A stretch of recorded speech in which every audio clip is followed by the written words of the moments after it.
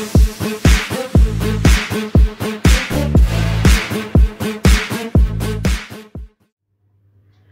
Hello and welcome back guys to engineers का अड्डा। आज हम लोग देखने वाले हैं कॉन्स्ट्रेंट्स इन डीबीएमएस। डीबीएमएस के अंदर बेसिकली हमारे पास कॉन्स्ट्रेंट्स होते हैं जिनको हम लोग इंटीग्रिटी कॉन्स्ट्रेंट्स कहते हैं। तो चलिए जल्दी से इसको समझते हैं, इसके अंदर क्या क्या है और सारे इंपॉर्टेंट पॉइंट मैं आज कवर करने वाला हूं। तो स्किप ना करें, जल्दी से चैनल को सब्सक्राइब कर दे, वीडियो को लाइक कर दे। तो सबसे पहले मान लीजिए, मैं आपको एग्जांपल के साथ शुरू करता हूं कि मान लीजिए आप चेस खेल रहे हैं। ये आपका चेस बोर्ड है। जिंदगी में सभी ने कभी ना कभी चेस तो खेला ही होगा। ये चेस बोर्ड है मान लीजिए, ठीक है। इसी तरह से होता है कुछ, मैं एग्जैक्ट तो नहीं बना रहा हूं। अब चेस बोर्ड में आप लोग सब जानते हैं कि क्या होता है। हमारे पास कुछ रहते हैं, जैसे सिपाही रहता है, घोड़ा रहता है, कुछ भी, फिर हाथी रहता है, राजा रहता है, मंत्री रहते हैं और वगैरह वगैरह और भी कुछ कुछ रहते हैं। तो क्या होता है इसमें चेस में कि सबके अपने अपने डेडिकेटेड मूव्स रहते हैं। मतलब कि जैसे सिपाही है, सिपाही क्या चलता है, एक घर चलता है, टेढ़ा सीधा या इधर, सिपाही ऐसे चल सकता है। हाथी क्या चलता है, हाथी हमेशा सीधा चलता है, या तो इधर या तो इधर। उसी तरह घोड़ा क्या चलता है, ढाई घर चलता है, इधर इधर। मंत्री क्या करता है, टेढ़ा मारता है या सीधा मारता है, चारों डायगोनल्स में मारता है। तो इसी तरह से क्या होता है, चेस में हम लोग इसी तरह खेलते हैं। लेकिन क्या आप हाथी को ऐसे डायगोनल ले जा सकते हैं? नहीं ले जा सकते, क्योंकि ये रूल्स में नहीं है। तो इसी तरह से ये क्या है, ये हमारे चेस के प्री डिफाइंड रूल्स है जिनको फॉलो करके हमें चेस खेलना पड़ता है। प्री डिफाइंड रूल्स है, ये हमारे प्री डिफाइंड रूल्स हैं जिनको फॉलो करके हमें चेस खेलना पड़ता है। उसी तरह डीबीएमएस में हमारे पास कुछ प्री डिफाइंड कॉन्स्ट्रेंट्स होते हैं, प्री डिफाइंड कॉन्स्ट्रेंट्स, ठीक है, जिनको कहते हैं प्री डिफाइंड रूल्स। कॉन्स्ट्रेंट्स यानी कि कुछ कंडीशन जिनको सेटिस्फाई करना है। अब डीबीएमएस हम लोग क्या करते हैं, डाटाबेस में डाटा स्टोर करते हैं। तो डाटा कैसे स्टोर होता है, in the form of tables या फिर रिलेशन। टेबल्स को ही हम लोग रिलेशन कहते हैं। तो डाटाबेस में डाटा को स्टोर करने के लिए टेबल्स के फॉर्म में हमारे पास कुछ प्री डिफाइंड रूल्स रहते हैं जिनको फॉलो करके हम लोग को डाटा को स्टोर करना पड़ता है। ऐसे नहीं कि जो मन में आया उसके साथ डाटा को स्टोर कर दिए, इस डाटा के साथ इस डाटा को स्टोर कर दिए, कोई ऐसे डाटा को स्टोर कर दिए, फिर ऐसे से यहाँ ब्लैंक छोड़ दिया, यहाँ ब्लैंक छोड़ दिया, ऐसा कुछ नहीं। जो प्री डिफाइंड रूल्स रहेगा हमारी डाटाबेस की, उन्हीं को फॉलो करके हमें डाटा को स्टोर करना है। तो इसी को कहते हैं इंटीग्रिटी कॉन्स्ट्रेंट। अगर आप लोग को अच्छे से डेफिनेशन चाहिए कि इसको क्या लिखना है, तो उसके लिए नोट्स डिस्क्रिप्शन बॉक्स के लिंक्स में, तो उनको जल्दी से एक्सेस कर ले। अब इंटीग्रिटी कॉन्स्ट्रेंट के अंदर हमारे पास आते हैं 4 चीज। तो चलिए अब उनको देख लेते हैं। आगे बढ़ने से पहले मैं आप लोगों को बता देता हूं कि इंटीग्रिटी कॉन्स्टेंट हम लोग यूज क्यों करते हैं। सबसे पहले तो ताकि एक्यूरेसी बनी रहे, हम लोग की डाटा की एक्यूरेसी बनी रहे। ये नहीं कि हम लोग कहीं भी ढूंढते रहे। जैसे कि मान लीजिए आप बुक पढ़ते हैं, बुक में आप लोग को मान लीजिए बहुत ही बड़ा बुक है, तो उसके लिए आप लोग के पास क्या रहता है, इंडेक्स अवेलेबल रहता है कि इस पेज नंबर पे ये टॉपिक अवेलेबल है। अगर ये इंडेक्स नहीं रहता या फिर अरेंज्ड वे में नहीं रहता, तो आप लोग को सोचिए कितनी दिक्कत होती सिर्फ इतनी सी एक बुक में डाटा ढूंढने के लिए। तो अगर डाटाबेस जो इतने डाटा स्टोर करते हैं, अगर वहां आपके पास कुछ ऐसा फॉर्मेट नहीं है, प्री डिफाइंड रूल्स नहीं है, तो कोई कहीं भी कुछ भी डाटा पड़ा हुआ है, किसी का date of birth means database 1 में पड़ा हुआ है, तो उसका नेम डाटाबेस 1000 में पड़ा हुआ है, तो कितना ढूंढना पड़ेगा। तो इसीलिए हम लोग को एक्यूरेसी के लिए हम लोग को यूज करते हैं इंटीग्रिटी कॉन्स्टेंट, ताकि एक्यूरेसी बनी रहे और ऑथराइज्ड यूजर्स ही इसको यूज कर सके और इसकी कोई भी डाटा लॉस ना हो। तो इसलिए हम लोग इंटीग्रिटी कॉन्स्टेंट यूज करते हैं।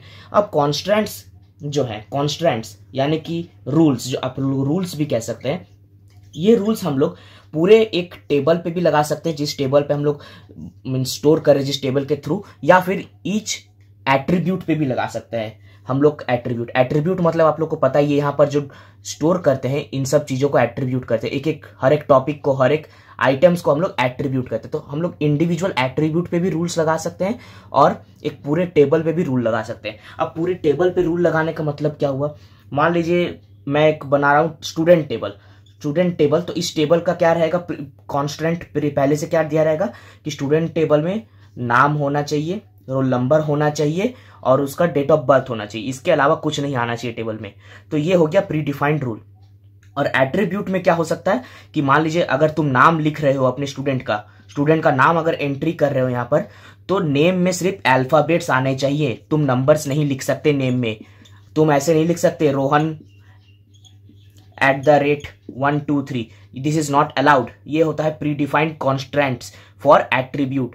तो ये नेम एट्रीब्यूट का प्री डिफाइंड कॉन्स्ट्रेंट है। इसी तरह मान लो तुम रोल नंबर लिख लो, रोल नंबर, तो रोल नंबर में आप ये कर सकते हो कि इसमें सिर्फ डिजिट्स आएंगे, सिर्फ डिजिट नंबर्स, इसमें अल्फाबेट नहीं आ सकता। रोल नंबर कभी भी अल्फाबेट में नहीं हो सकता। क्लास रोल नंबर ये हो सकता है, मान लीजिए आपके डेटाबेस में ये पहले से प्री डिफाइंड कॉन्स्टेंट दिए रहे हैं, और इसी को कहते हैं, क्या कहते हैं, डोमेन कॉन्स्टेंट। इसी चीज को कहते हैं डोमेन कॉन्स्टेंट। ये इंटीग्रिटी कॉन्स्टेंट का पहला सब पार्ट है, डोमेन कॉन्स्टेंट। इसको याद रखिएगा। तो इस एग्जाम्पल को याद रखिएगा, बहुत अच्छे से आप लोग का याद रहेगा कि क्या होता है डोमेन कॉन्स्टेंट। मतलब कि ईच एट्रीब्यूट पे प्री डिफाइंड रूल्स। नेम है तो नेम के लिए कुछ मैंने रूल्स लगा दिया कि इसमें नंबर्स नहीं हो सकते, स्पेशल कैरेक्टर्स नहीं हो सकते, वगैरह वगैरह। या फिर नेम 10 वर्ड से ज्यादा का नहीं हो सकता, या फिर उसमें फर्स्ट नेम और लास्ट नेम होना ही चाहिए, सिर्फ फर्स्ट नेम नहीं हो सकता। इस टाइप के रूल्स जो प्री डिफाइंड रहेंगे उसी को कहते हैं डोमेन कॉन्स्टेंट। अब इसके बाद जो आता है हमारे पास वो है एंटिटी इंटीग्रिटी कॉन्स्टेंट। क्या है, यहां लिखता हूं मैं, entity integrity constant. Entity integrity constant नाम से पता चला कि एंटिटी पे लगता है। एंटिटी क्या है ये आप लोग को पता होना चाहिए अगर आप लोग डाटाबेस के इस चैप्टर को देख रहे हैं, इस टॉपिक को देख रहे हैं, क्योंकि एंटिटी तो बहुत बेसिक सा टॉपिक है। तो ये बताता है कि हम लोग, आप लोग को पता है कि हर एक टेबल या फिर हर एक ईआर डायग्राम जो हम लोग बनाते हैं, ईआर डायग्राम, तो ईआर डायग्राम या फिर टेबल, ईआर डायग्राम से ही टेबल बनता है और टेबल से ईआर डायग्राम बनता है। तो ये हर एक के पास एक प्राइमरी की वैल्यू होनी चाहिए। हर एक टेबल के पास एक प्राइमरी की होता ही होता है, क्योंकि प्राइमरी की हम लोग को अलाउ करता है कि हम लोग डिस्टिंग्विश कर पाए दो आइटम्स के बीच में यूनिकली, वो हम लोग को यूनिकली बता पाता है। मान लीजिए नेम दो जन के सेम हो सकते हैं, मेरा भी नाम रोहन है, किसी और का भी नाम रोहन है, सेम क्लास में पढ़ रहे हैं, लेकिन हम लोग के बीच में प्राइमरी की क्या रहेगा, हमारा रोल नंबर, क्योंकि रोल नंबर से हम लोग यूनिकली डिस्टिंग्विश कर सकते हैं एक दूसरे के बीच। एक रोल नंबर दो जन को नहीं मिल सकता। तो उसी तरह प्राइमरी की हर एक रिलेशन ईआर डायग्राम में, रिलेशन में या फिर टेबल में होता ही होता है। तो ये एंटिटी इंटीग्रिटी कॉन्स्टेंट क्या कहता है कि ये जो है यहां पर प्राइमरी की का वैल्यू कभी भी नल नहीं हो सकता। नल फाई कुछ ये सब एम्प्टी नहीं हो सकता, हमेशा प्राइमरी की का वैल्यू कुछ ना कुछ रहेगा। तो ये नल नहीं हो सकता। बहुत ही आसान था एंटिटी इंटीग्रिटी कॉन्स्टेंट। ये था आपका सेकेंड एंटिटी इंटीग्रिटी में। अब नेक्स्ट, अब जो थर्ड पार्ट है इसमें, इसको जरा से देखिएगा, ये थोड़ा सा ट्रिकी है। इसमें कुछ कुछ आप लोग को याद रखना पड़ेगा। इसका नाम है रेफरेंशियल इंटीग्रिटी कॉन्स्टेंट। ठीक है, रेफरेंशियल इंटीग्रिटी कॉन्स्टेंट। नाम से देखिए, नाम से याद रखने की कोशिश कीजिए। रेफरेंशियल मतलब कि रेफरेंस मतलब कि किसी के थ्रू होता है। तो इसमें आप लोग को मैं एग्जांपल से शुरू करता हूं कि मान लीजिए दो टेबल है मेरे पास। या क्या टेबल है, यहां पर नाम है स्टूडेंट आईडी, फिर है आपके पास स्टूडेंट का नेम, फिर है आपके पास एज, और लास्ट में है स्टूडेंट का क्लास रोल नंबर। ठीक है, ये एक टेबल है हमारे पास। और एक टेबल है हमारे पास, ये हमेशा जो रेफरेंशियल इंटीग्रिटी कांस्टेंट है, ये हमेशा दो या दो से ज्यादा टेबल्स के बीच में लगती है। तो हमारे पास और एक टेबल है जिसमें है हमारे पास क्लास रोल नंबर और एड्रेस। ठीक है, तो यहां पर हमारे पास दो टेबल है जिसमें से एक प्राइमरी टेबल होगा और एक रिलेशनल टेबल होगा। तो यहां पर हमारे पास ये है हमारा प्राइमरी टेबल, ये है हमारा प्राइमरी टेबल, और ये है हमारा रिलेशनल टेबल।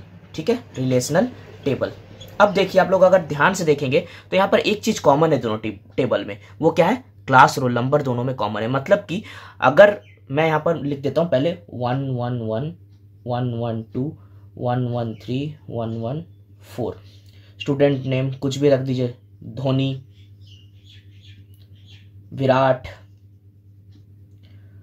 रोहित, सूर्या। ठीक है, एज मान लीजिए 39 36 37 28। क्लास रोल नंबर ये एम्प्टी मैं भी रखता हूं, क्लास रोल नंबर इस प्राइमरी टेबल पे आता हूं। क्लास रोल नंबर मान लीजिए 1 2 3 4। एड्रेस कुछ भी है, रांची, बेंगलोर, मुंबई। ठीक है, ये इनके एड्रेस हैं। अब आप लोग ध्यान से देखिए, यहां पर लिख देता हूं 1 2 3 4। अब आते हैं इसमें एक्चुअल में कि इसमें है क्या। इसमें आपके पास सबसे पहले इसके अंदर आपके पास 4 रूल्स हैं। पहला क्या है कि यहां पर जो इस टेबल का आप लोग प्राइमरी की क्या है, यहां पर ये है इसका प्राइमरी की। और इस टेबल में आप लोग कभी कंफ्यूजन होगा कि प्राइमरी की किसको बनाए। स्टूडेंट आईडी भी प्राइमरी की तरह काम कर रहा है और क्लास रोल नंबर भी प्राइमरी की तरह काम कर रहा है। तो इसमें कंफ्यूज नहीं होना है कि इसमें देख लीजिए, अगर रिलेटेड टेबल में प्राइमरी की है तो यहां पर इस टेबल में ये बन जाएगा फॉरेन की। क्या? फॉरेन मतलब बाहर से लिया गया है, और प्राइमरी की ये बन जाएगा। ठीक है, तो अब हम लोग को हमेशा फॉरेन की और प्राइमरी की के बीच में ही रिलेशन हम लोग को रूल्स लगाना है। तो सबसे पहला रूल क्या कहता है हम लोग को?